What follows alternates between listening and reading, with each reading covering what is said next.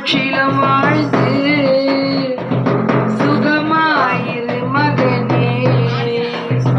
பிரியமானவளே, உன் ஆத்துமா வாழ்வது போல் நீ எல்லாவற்றிலும் வாழ்ந்து சுகமாயிரு மகளே. வாழ்க்கை என்பது ஒரு போராட்டமே, நல்லதொரு போராட்டமே.